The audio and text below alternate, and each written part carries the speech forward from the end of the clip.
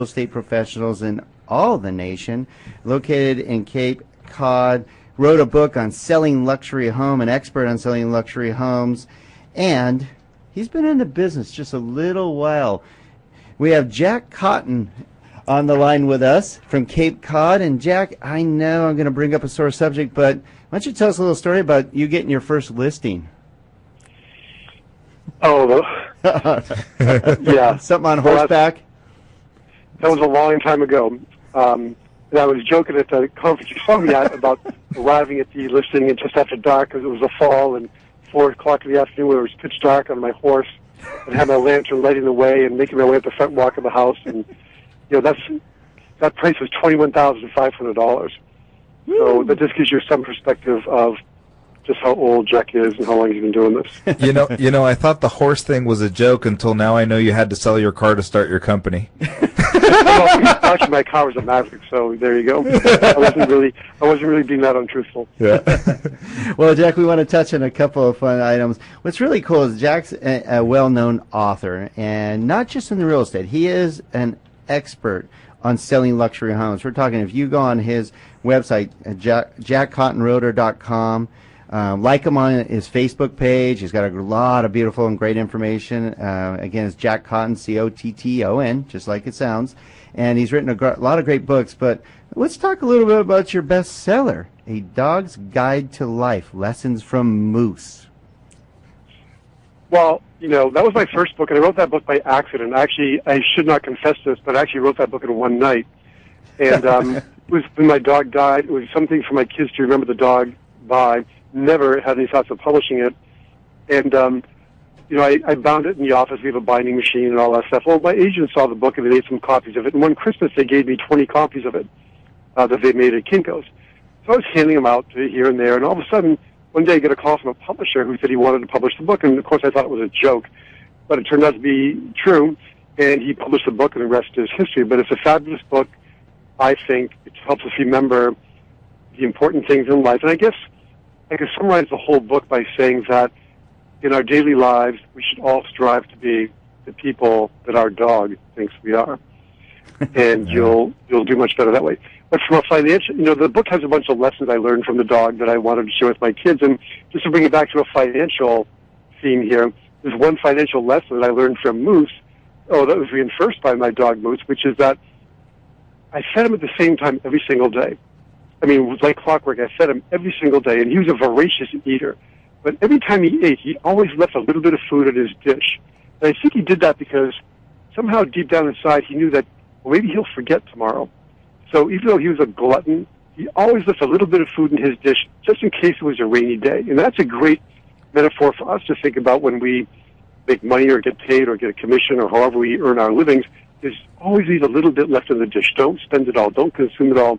Because there might be a rainy day. Somebody may forget to pay us someday, or we may forget to go to work, and we will need that extra cash or extra food in our dish. So of all the lessons that came from Moose, that's probably the one that has more of a financial impact. That was an awesome tip from Jack Cotton. Absolutely. 4 And decades. Moose. And Moose, that's right. The dog Moose. 4 decades of experience telling you to just save a little bit. And you know, Jack, I have that conversation with you. Can do it. If a dog can do it, you can do it. Yeah.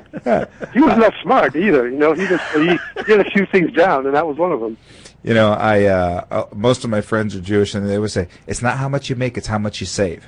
And right. the reality is that the older I get, I start to see that, right? You become a little more conservative. And I started to see that, and I talked to a lot of people, and they say, and I live without any credit cards right now. I have absolutely no credit cards, haven't for a couple of years. And people say, well, how do you do that? What are you supposed to do when you have an emergency? I go, you're supposed to save for an emergency. And that's a reality that a lot of us in the United States have never done, is to actually save for emergencies rather than rely on credit cards and debt. Well, my early days, my early mentors, my early teachers were all people who had grown up and lived through the Depression. And there was something about the urgency and the tone and the tenor of the messages, of the lessons they gave me, that even though I was a kid who didn't listen very often, there was something about the way those messages were delivered that you had a sense of, well, we could never duplicate or never walk in the shoes of the people who lived during that horrific time. But I think I better listen to what this woman is telling me, because it sounds pretty serious. And And the information I got in those early days was so important. I still live by that. And again, as I mentioned when we first began talking today, we've gotten away from, buying a house, making a down payment, making extra payments, and actually looking forward to the day that it's paid off and not treating our house as an ATM. And thank you for solidifying, Jack, a lot of the lessons we try to teach on the Don and Gino Real Estate and Finance Show every Thursday, 12 p.m. to 2 p.m. And you're listening to Jack Cotton, just a dynamic man, really good guy, good teacher, good mentor, and author. In fact, you should check out his books. You can go to Amazon and check out some of his books, especially the one we just talked about. What a Dog's Guide to Life, Lessons from Moose. And I think we all should read something like that. And on top of that, he's got 4 other books: Selling Luxury Homes, 12 Secrets Luxury Home Sellers Know, and also, this is a guy's a giver. Hurricane Preparation Guide. I don't think we need that out here in California.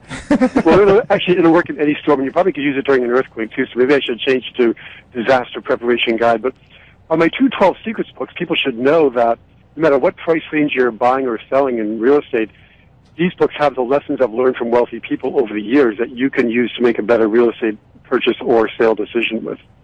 And why don't you share just a few of those secrets with us, Jack? Well, Mike, number one, people in the high end always deal with an expert.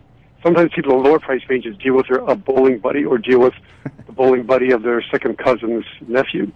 And there's, you want to be loyal, but at the same time, the wealthy know that the buying and selling of real estate is a really important decision, oftentimes the most important financial decision they'll ever make. So dealing with an expert is really critically important. And in both books, I teach readers how to find the best agent, what kind of questions you should ask during the interview process. Even having an interview process is something that the average person probably does not use when they're hiring an agent to buy or sell a house. Wealthy people always treat it like an interview. So that's just one lesson I can convey to you. Oh,